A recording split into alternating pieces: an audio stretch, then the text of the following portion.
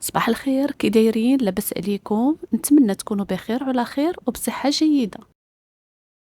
بالنسبة للوصفة ديال اليوم غادي نقدم لكم شوربة بالبروكولي اللي كتجي لذيذة بزاف. البروكولي فهو موجود حاليا في الأسواق بكثرة وعنده فوائد كثيرة. هنا كما كتشوفوا في الفيديو غادي نحيدو غير الفوقاني ديال البروكولي، ما غاديش ناخدو السيقان ديالو لأنها تقدر تمرر لينا الشوربة ديالنا. في الطاوة غادي نديرو الزيت، ناخدو تقريبا واحد 4 كاس صغير ديال الزيت. انا درت هنا زيت الزيتون. غنضيف عليها 2 ريوس ديال الثومه اللي غنقليهم غير واحد شويه بلا ما يتحرقوا لينا. ثم غادي نضيف واحد 2 ديال البصلات مشلضين، ماشي مشكل واخا نقطعهم كبار. بعد ذلك غادي نضيف واحد الراس ديال البورو وغادي نقليهم حتى ينزلوا لينا مزيان.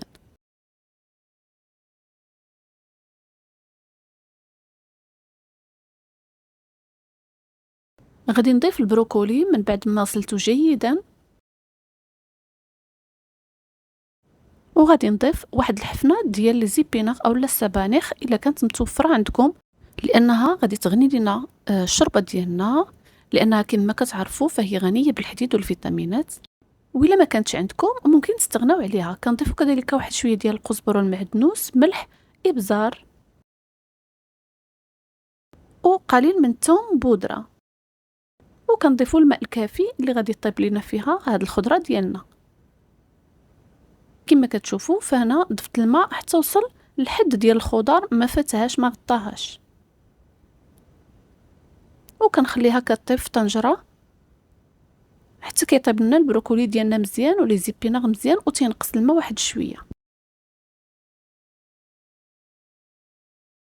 من بعد ما طاب البروكولي ولي زيبيناغ اولا السبانخ غادي نطحنوا هاد الخليط ديالنا في الطراب الكهربائي، ثم غادي نعاودو نردوه للطاوه. هذا هو القوام ديالو من بعد ما طحناه. ممكن نردوه يطبخ شويه فوق النار ونقدموه بهذا الشكل هذا بشويه ديال الزيت البلديه فوق منه. بالنسبه لي انا ضفت ليه هنايا القشده الطريه، وإلا ما توفرتش عندكم ممكن تطحنوا معها الفرماج مثلث اولا مربع اللي توفر عندكم، لانه غيزيدها لذه ومذاق. وغادي نحركها كيف ما كتشوفوا، نخليها حتى تطبخ شي شويه وكيعقد لينا الخليط ديالنا. ما نساوش نذوقوا الملحه لانها الا كانت ناقصه فما غاديش يجي المذاق زوين. وها هي وجدات الشوربه ديالنا كتجي رائعه وصحيه.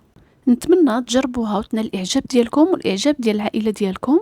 وهذا هو التقديم النهائي ديالها. كنقدموها بهذا الشكل هذا اللي كيفتح الشهيه. كناخذوا الفرماج اولا القشده الطريه كنطحنوهم مع شويه ديال الحليب وكنخليهم عاقدين وكنزينوا بهم. هاد الشوربه هي سهله اقتصاديه وفي نفس الوقت كتوجد بسرعه. كالعاده الابطال اللي وصلوا معايا حتى لهاد المرحله من المشاهده كنشكركم بزاف بزاف من القلب، وكنقول لكم كنبغيكم بزاف. ما تنسونيش من اللايكات وما تنسونيش من التعاليق. مع السلامه والى فيديو قادم ووصفه جديده.